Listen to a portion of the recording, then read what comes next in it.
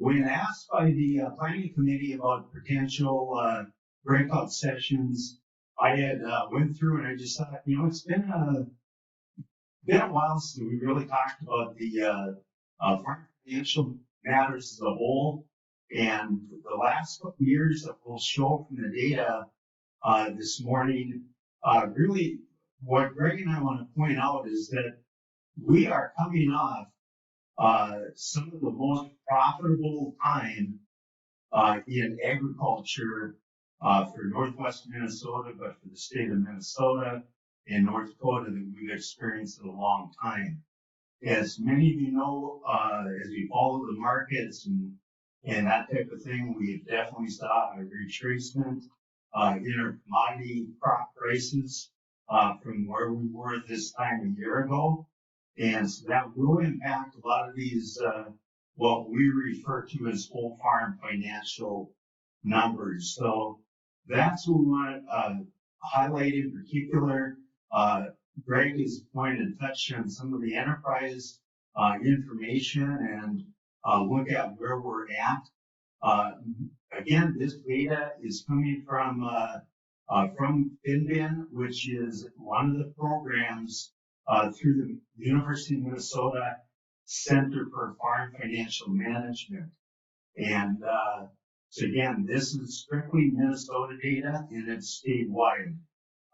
So again, this isn't just Red River Valley, but it does mirror fairly close with the financials that we have saw in this area. And in a lot of cases, the Red River Valley financial numbers have actually been stronger than many other parts of the state.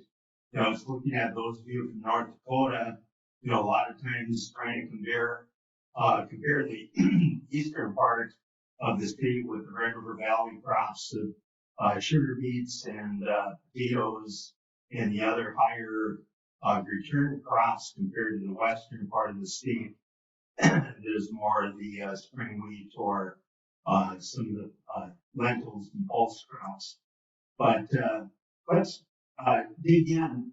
One of the things I did want to point out here, again, looking at, in a little bit of a promotion for farm business management, at the bottom here, this is Minnesota. The number of farms in the entire state of Minnesota, as you take a look at it, there's over 80-some thousand farms. But as you look at that table, over half of those are pretty small farms that are generating less than $100,000 of farm revenue. And we have a very small percent of those lifestyle, early career hobby type of farms that are actually enrolled in the farm management program. What I did want to point out is of our larger, what we would refer to as our commercial farms that are generating $1 million of farm sales or more, that we are approaching 1 out of 5 farms in the state, or in 2022, 19% of those, of all the farms in Minnesota were participants in farm management in their information back into this database set. So proud of that fact. Here is the current financial management scorecard for the state of Minnesota. And I just wanted to point out some of the financial measures were modified just as recently as a couple years ago.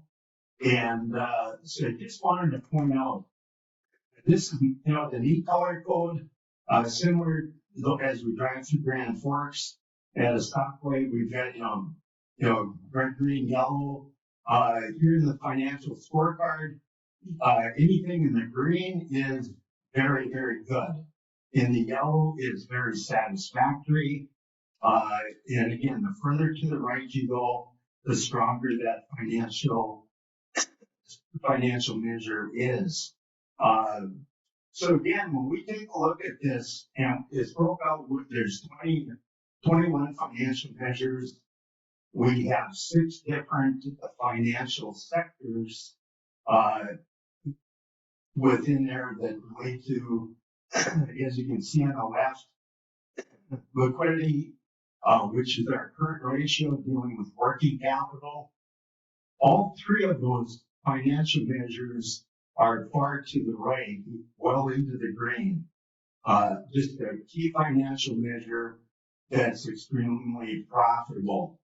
The solvency, which ties more to the complete balance sheet of net worth. And the one thing I do want to point out here, in Minnesota, our financial management data, we do include a term called deferred liabilities.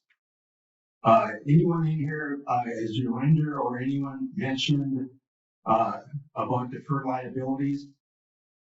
And what we're really trying to get at, if you haven't, is that what we're trying to look at when you look at a balance sheet and you just sum up your assets and your liabilities.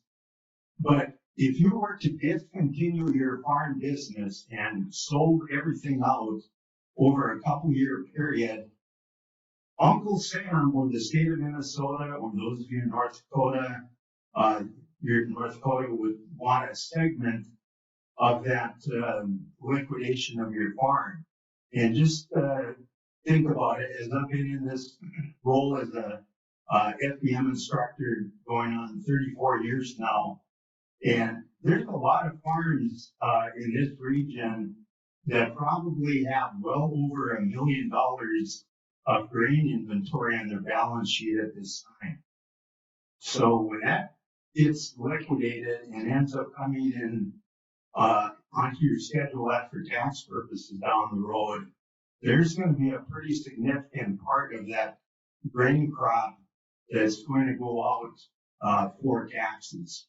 And that's what we're trying to capture in that deferred liability. Same if you liquidated your line of equipment, you've got $1 million line of equipment and you've got very limited tax fees in it.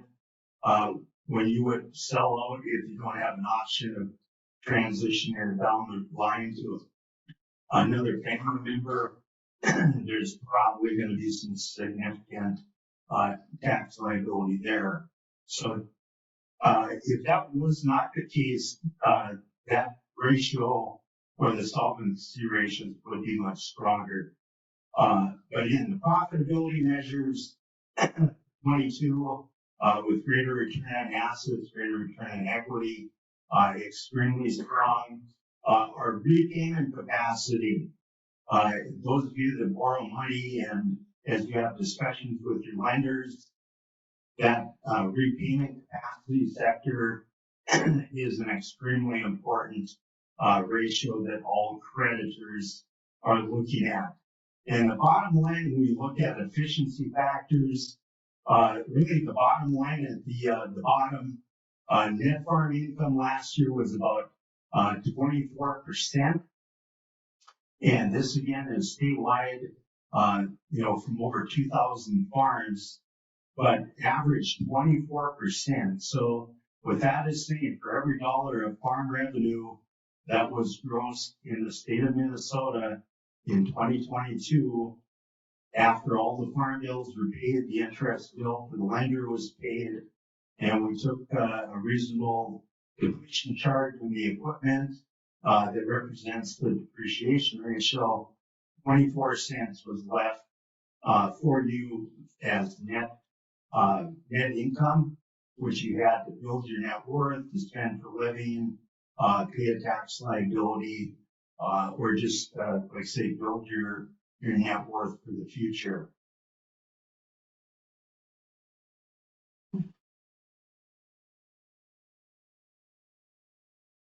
My clicker isn't. The arrow's not working. The arrow, can you advance it from there? It's on. Did I have to hit a button? I don't know. Pointer working. It was up there.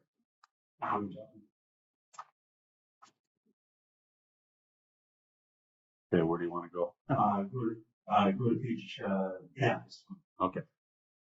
Okay, this is on your handout, so I'm not sure how well you can read those, but want to cover some of the numbers, at the top. But this is giving a nice summary of, again, coming from the state of Minnesota FINBIN data, 2019 through 2022.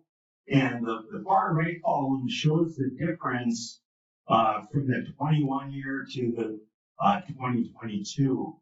But I did want to point out, Greg, if you want to highlight, like at the top, the gross farm income in 2019 and how that's grown the last 2 years to well over, 1.1 million in 2021 and over 1.2 million in the 22 year. Expenses that we talked about last year, I know Betsy and I did a presentation and we talked about, plan for roughly a 20% increase in cost of production and that type of thing. And we'll see those hard numbers filter out into the information that we'll start accumulating here in the next couple of weeks. But looking at it again, net farm income from 21 to 22, but really looking at how it's increased during that 4-year window. So 2019 was kind of an off year financially. Those of you here in the Red River Valley probably remember that 2019 year, especially if there's any sugar beet growers in the room, that was the year of the liquidated damages. If there are any corn producers, I know drying was a fair path that year. A lot of corn I know got harvested, the spring of 2020, and so just a difficult year. So just kind of wanted to point out, with that section of really, we're coming off in, the next week we'll get to and we'll look at more of a 20-year trend of this pattern. But our last 2 years are the second and third highest net farm income in the history that we've had FINBIN data since that was started back in 1996. The high water mark was 2012, a year that probably many of you remember. That was a drop for most of the Corn Belt, but we were fortunate up here in most of Minnesota. We had enough carryover from, the 2011 or moisture reserve that we got a very good crop, and we saw almost record high prices with, corn hitting $7 and soybeans up well into the high teens, which generated those record profits. So I'll let Greg take over and talk about, the profit of the enterprises that generate the revenue. Okay, good morning, everybody. I am Ron's younger brother. Both wrote for Dvergsten College.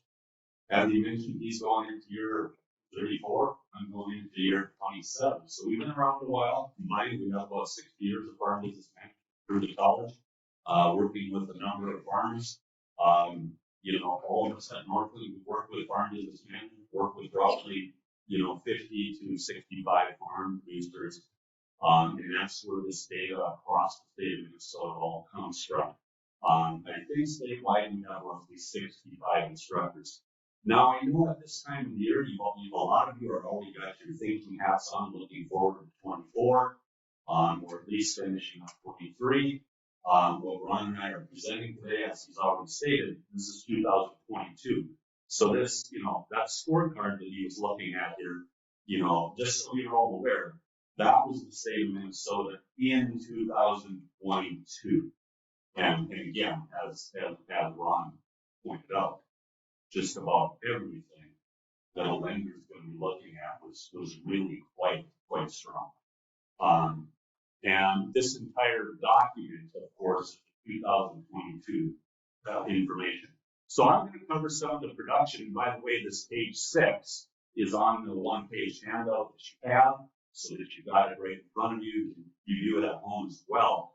But Ron was showing how the gross revenue and the net farm income has increased quite a bit across the state, 2019 to 22.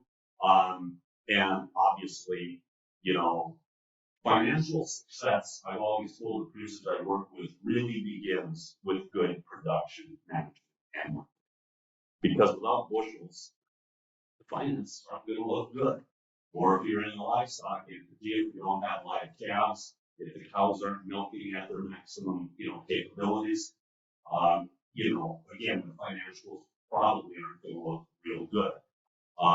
So you can see with that good gross revenue and that high net income we had across the state at $314,000 on average, it was really directly related to yields. You see there the corn, the soybean, and the wheat yields up 9%, 8%, and 29% for the wheat. And that's 22 compared to the prior year of 21. So looking at that yield, for corn, 178 bushel an acre back in 19. And like Ron said, that year did have its issues, especially with the terribly wet fall that we were all dealing with in 2019. But we're up considerably there to 203 bushel for a state average. And then the big thing, of course, and I know it's no secret to those of you sitting in here as producers, but it's that commodity price. We were selling $3.50 corn there in 19 and 20, and that average was 607 for the 2022 year. Now, obviously, in 23, where we're sitting today, we're not going to be that high. Fortunately, we had some growers who had some contracts, in that $5.50 range for 23 production, that they priced either in the fall of 22 or in the spring of 23. So that's helping them. But any corn that's sitting in the bin right now, you're looking in the low to mid fours, for cash corn today. So that's down considerably from what that price was there in 22. And then soybeans is right below it, 46, 53, 49, and 53 bushel across the state in 22. And again, it really comes down to the price. We were selling $8.50 soybeans in 19 and 20.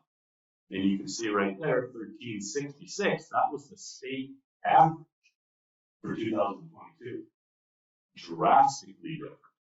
So you can see why we were having to have a little bit of reliance on government funding back during the pandemic there, in the form of CFAP and ERPs and a number of different types of programs. But, the production wasn't bad during that time frame. Actually, it was quite good. It was one of our saving graces, but the commodity price just really wasn't very strong. Same with the wheat. Again, I know everybody in here who's raising wheat remembers that wheat was anywhere from $4.50, $5.50 there for quite a long time. And then we were up at $9 wheat. Now, as Ron pointed out, this is statewide data. However, the wheat is mostly produced in our region, Northwest Minnesota. Okay? So, even though this is state data, that wheat is still pretty much located in our region. Okay? But there you see a 29% jump in yield. Now, 23 is a mixed bag. Some of the growers I'm working with this fall have indicated it's the best yield they've ever produced on their farm. And due to moisture situations, other areas are really struggling. So we've got yields again all over the board. And those yields vary a lot, even within individual farms. Because I've had growers telling me they have soybean yields anywhere from 20 to 50 bushel on their own farm. Okay, so that shows you how variable, because obviously their bean fields have the same production skills and managements of growing that crop. So a lot of that was simply moisture. Now, and of course, probably experience soil types, textures, and stuff like that as well. But so we're going to see a little bit of a mixed bag there, but I think I'm hearing, definitely more positive than negative. Most farmers have been pleasantly surprised with their yields this year, on average at least. when they take their high yields blended with their lower yields, their farm average is still kind of at least average or above average. So that's good. But obviously, as we're marketing 23 crop, like I pointed out with the corn, we don't have $1 million wheat price. We have maybe $7 wheat price, if that. Depending on, which elevators you're working with and so on, you're probably looking at 675, 715, cash wheat price today. So again, every year's different though. I mean, when you look at the total cost on one of our other screens, like the per acre cost in 22 was way higher, but the net profit was still good because of the wonderful price and the good yields that we have. Okay. Now I don't know, are there any livestock producers in this crowd today? One. Okay.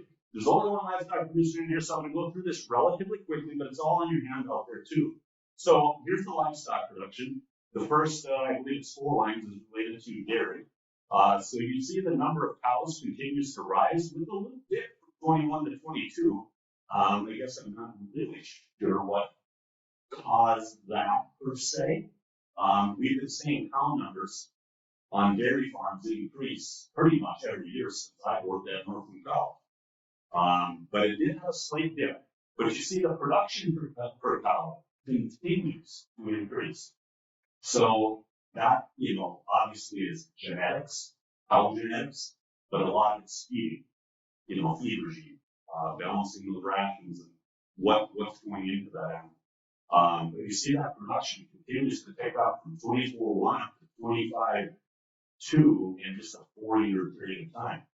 Sometimes I wonder just how much milk can we get out of this. But they are producing more, it seems like, every year. This energy corrected milk, again, we don't have any dairy or livestock people, but what the energy corrected milk is looking at, because that's probably puzzling to a lot of people, like, if the production was 25, what's that energy corrected milk, 27, 18? Well, just like you can get premiums on certain crops for quality, milk is sold based on protein and butterfat quantity in the milk. Kind of like sugar in sugar beets. Percent sugar in sugar beets. You're going to get paid based on the sugar that's in your beets. Dairy farmers get paid based on the butterfat and the protein levels that's in the milk that their cows are producing. And again, that's a lot to do with the ration of the diet that the cows are eating. Okay? And genetics. There's some breeds of dairy, like Ayrshires, that typically have a little higher butterfat than a Holstein, and so on and so forth. But anyway, that's what that's looking at. Okay? And then the price, just like we showed on the crops, they were selling roughly $18, $19 milk for 3 years in a row, about $19 milk. 1880, 1990, and 1860. Okay, so for 3 years in a row, they were selling basically $19 milk, and then boom, $24. But has anybody heard what milk prices have been doing in 23? Very easy. I mean, they were down as low as what, around $13 a hundredweight?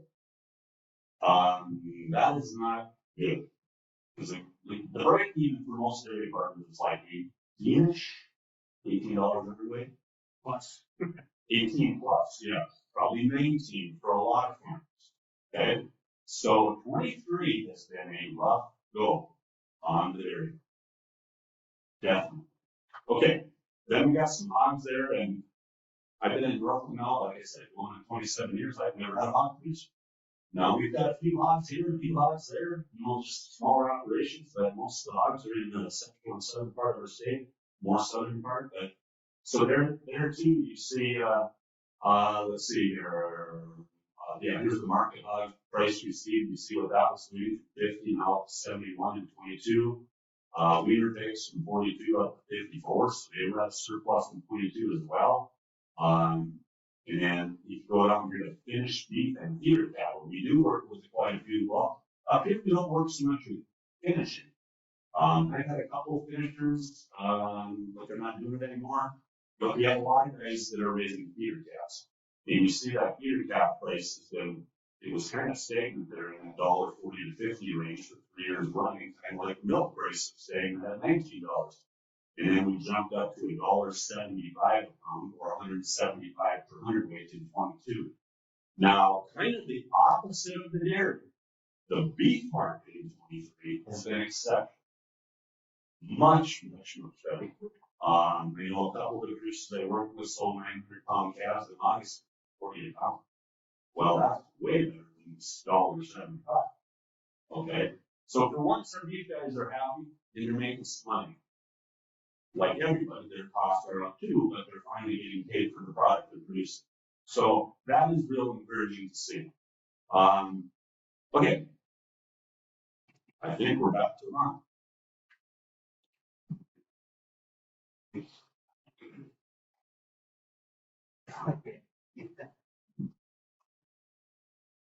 All right, back to some wolf farm financials. We take a look here at the at this point, on net worth, and I just kind of wanted to point out, in addition to the actual farm profit that we've had, during this last 4 years that I talked about earlier, a big part of farm balance sheets come from the value of the farmland. And I think we all know what farmland values have done, especially these last 3 years. We have saw, I think, Minnesota, North Dakota, just in 2022, it was close to a 20-some% increase. So, like the net worth that was pointed out here for the 22 year of almost $300,000, that was very close, to what the net farm income is. And then usually you need to subtract off what was paid for taxes and living expenses. It usually comes down to the net worth. But for some people, there was some appreciation in land assets that also added to that. One of the key ratios that I did want to point out here is with working capital. And if there's a takeaway for the farm producers in the room, is from now for the next couple of years, really look out for your working capital. That is, when we come into some of these times of reduced commodity prices or production uncertainties, we're kind of in a drier weather pattern the last couple of years in many areas. I think everybody in the room, Greg, talked about yields and the disparity. The one thing, and I don't know of a producer that I've talked to in the last 3 or 4 months that was not pleasantly surprised by the yields that they actually did end up getting, knowing what the stresses their crop went through at some stage of the 23-year growing period. So one of the things I'm looking at, you take a look where this working capital has grown from, at below 200,000 last year on the state average, that working capital, and again, the percent increase from 21 to 22 increased 31%. What I have been seeing from the farms that I've personally analyzed and talking with some of the other instructors, just due to strictly the price reduction compared to what we used on ending inventories for the 22 crop that was held into 2023. You take wheat, for example, we're putting on the balance sheets last January at some figure above $9. Now, as Greg alluded to, we're at 7 to, in some areas, depending on where your basis is, maybe a little bit below that. Corn was $6 in some last year. Now we're at, $4.15 to $4.50. So again, just that price alone is bringing down those working capital. Going into 23 and 24, I believe, with some of these key financial measures in this sector, that we are definitely going to see a retracement back. My thoughts are probably for 23, in 24, we're going to probably come back close to where those 2021 or 2020 numbers were, just from a profitability in financial standing. Here's an interesting chart. Those of you that have listened to Dr. David Cole or some of the others, this chart gets used quite a bit. Here again is median net farm income going back for this 20-year period. So the black bars is real numbers for that year. The red line above it, as it talks about, is constant numbers indexed for inflation. So again, you see the 2012 year was the peak watermark. You see 2009 was really a dip. And that again, like I say, this is Minnesota data. 2009 was again, about half the farms in our Minnesota database. Greg talked about the dairy producers do have dairy made up. Milk prices were down below $10 that year, and that's what really drove down that price. But again, you do take a look at the constant trends. Here's the more recent history. This area from here to here was really what was referred to as the crop super cycle. That Greg and I have talked a lot too of how the farms, and many of the farms we work with have been enrolled in farm management for 20 plus years, and how some of them, back in the 1990s, were really struggling financially. Some of them might have even contemplated exiting farming just because finances were that tight. And it seems like from the turn of the century, especially here in Northwest Minnesota, Northeast North Dakota, we have really saw some financial improvement in our ag sector. And that really just ties with those, with this table where you look at this trend up all the way from 2002, and especially, with this one outlier, we didn't notice it so much up here. But again, this is, like I say, dairy really dropped that year. But here's this window after that super cycle, 13 through 19, were some pretty lean financial numbers. What helped was this time here, when we look back and we talked about having working capital, it was a lot of farms have working capital around this level that they were able to utilize to carry them through these lean years. And again, I've been able to grow that back up here the last 3 years.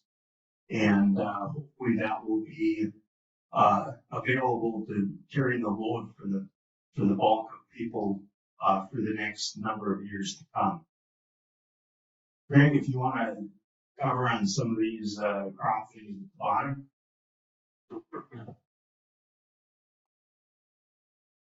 Okay, so the information on the bottom of page 7 of your handout there is really the same information that's on the opposite side of page 6.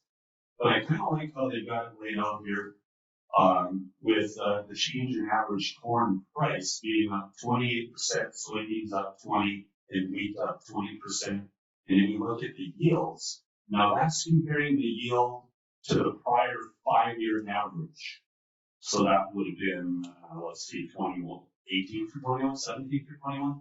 Okay, so the 22 corn yield was up 7%, soybean yield was up 8%, and wheat yield was up 9%. Not in relation to 21, but a 5-year average, because in farm management, just about everything we do when we're working with producers, particularly when we're generating a cash flow budget for the coming year, we're looking at averages. Okay, what's the average production in your farm? You know, because the prior year, we'll look at the prior year, it could have been the best year in history, or it could have been the worst year in history. But we want to look at over a 5-year period of time. What is the average canola yield on your farm? What is the average soybean yield, corn yield, whatever it is they're growing? Because that's going to be the most reliable information if we're trying to put cash flow together for the coming year. And then let's run. We're going to ahead to page 21. I know that's ahead a long ways, but, and I guess we've only got about 5 minutes left here, so we better wrap up fairly quick. But okay, now on this screen,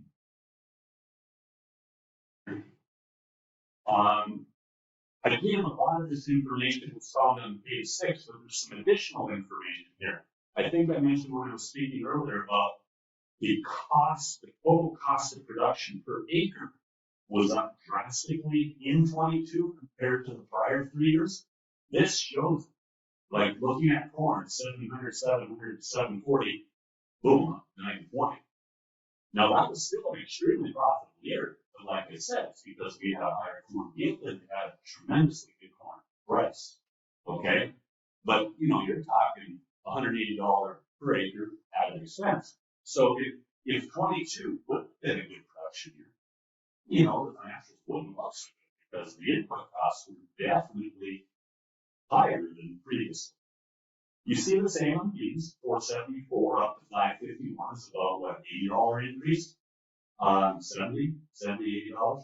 In the wheat from 382 up to 506, you're talking over $120 an acre increase, and that's because corn and wheat are higher fertilizer input costs. So a lot of that, I believe, was fertilizer. Fertilizer prices have been really high in 22 and 23. Thankfully, as we're moving into 24, we're seeing a retracement in those fertilizer prices, which is really good to see, knowing that our commodity prices have come back down as well, and we're seeing fuel prices down as well. And some farmers have been locking in fuel for 24 already, just because of that. Whether that's a good idea or not, maybe a little even more, I don't know. But when you're paying, you know, $5 for road diesel, if you can buy it now a lot cheaper, some guys are doing. So I guess, and then right above that total cost per acre is the cost of production per bushel there. So like right now, 789 on wheat, 1104 on soybeans, and 482 on the corn.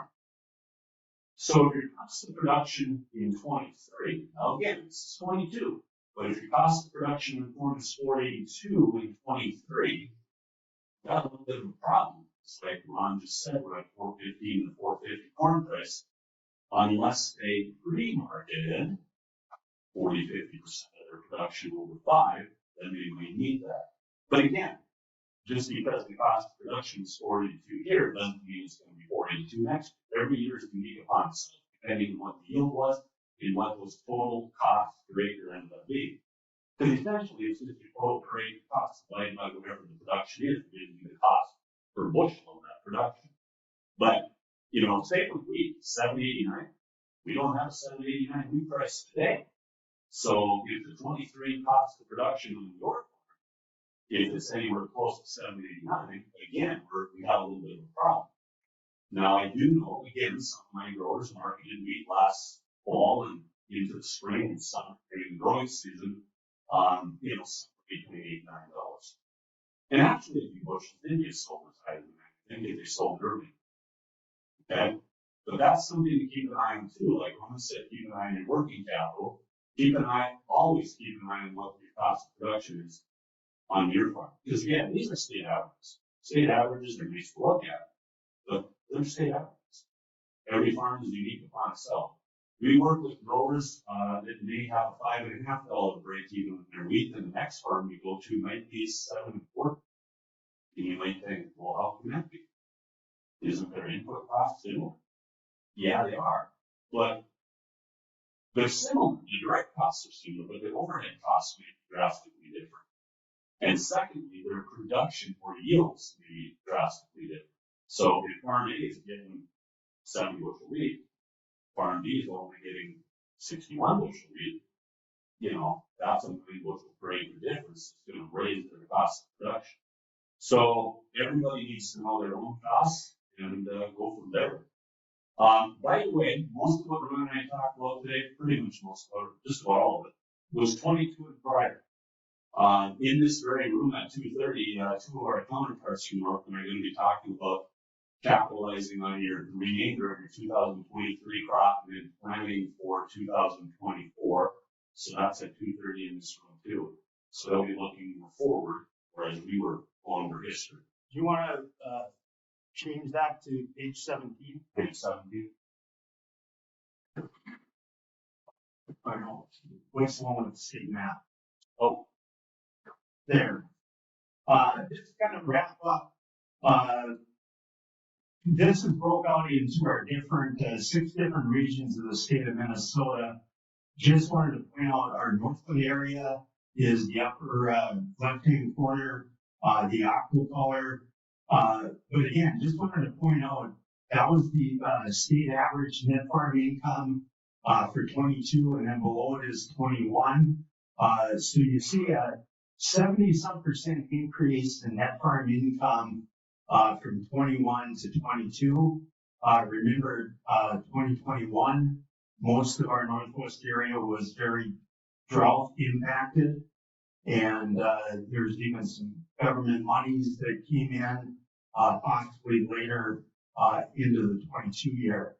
But Northwest Minnesota was the highest region of the entire state last year, followed closely by the southwest corner, and our friends to the northeast. That's you know, more of the recreational area of the state, small dairies, small livestock. Just the land is, you know, it's not what we're blessed with here in the Red River Valley of full, you know, quarter sections, one after another. They're dealing with these 12, 15, 20 acre fields, and the efficiencies just aren't there. But the other thing I do want to point out, if you want to get this entire document, it's available at the Center for Farm Financial Management website. So if you just Google CFFM, you'll come to the homepage, and then there's a tab for publications, and this is under farm management publications. So also just to tip off, yesterday in kind of prepping for this, I spent some time there, and a lot of good resources, even on like commodity marketing at USCIT, the marketing specialist for the University of Minnesota. All of his pre and post harvest recommendations are posted out there. So, any quick questions? Otherwise, I guess Greg and I are standing between you and lunch. So, but if there are any quick questions, yes, sir. What do you folks use for writing value of land on your balance sheets? I mean, because you can pick up buy auction sale, you can pick up much bought for. I mean, I know cap, but what's it? You know, like I had my credit use like my tax statements and real estate. Is there consistency in that? To answer your question, yes and no. We do have, you know, some of our farmers like to stay very conservative, and I know I just worked with a couple this year that still have land in the Red River Valley on their balance sheet at like $2,000. So I encourage them to move it to $4,000. You know, so I definitely don't like to see going to the, you know, what was the extreme highest sale in your area, but use something that is, you know, realistic, conservative, I guess would be the best way to put it. And when I do make those balance sheet adjustments, I go back and adjust the balance sheet for the start of the year, so that when we do financial analysis, when we talk about change in net worth, we're not seeing that paper adjustment that just because we changed the value.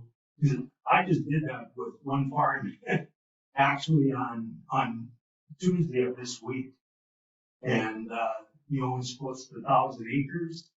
That was a $2 million change to the bottom line of his balance sheet. And it was one where he wanted to stay conservative. And so I just said, it's maybe time, we make that move. Josh, over in the busher here, he's my counterpart. I have split roles. I've been in office 2 doors down from Greg and Thief River. And I share an office suite with Josh in Moorhead. So I work with students, as I refer to, from Badger to Barnesville, and everywhere in between. So, like I say, down in Clay County, a year ago, Josh and I, we decided to move the market value. We never touched the cost value. That's what the farmer paid for it. But the market value, we moved to $5,000 per acre. So that's just the guideline. There's not a complete answer. But again, going from the tax assessed value is very reasonable way to go. That's what I have started to do with a lot of the farms I work with, is that tax assessed value. Generally, that should represent 85 to 90% of the true market value if you talk to an assessor's office. So I guess I kind of like that. But some farmers, as Ron said, want to keep that very conservative on their balance sheet. It's like, yeah, I know I'm worth more than my net worth says, but so what? Leave it where it's at. Yeah, comment, Josh? Being consistent about it. So, not, making huge changes with it. And if you are making those changes, making sure you're adjusting, like Ron said, beginning and ending. So your overall analysis, you're not showing this huge net worth gain that essentially was a paper gain. It was just like, I decided to move it up or down. I had a person a year ago that was doing some refinancing and several years ago now.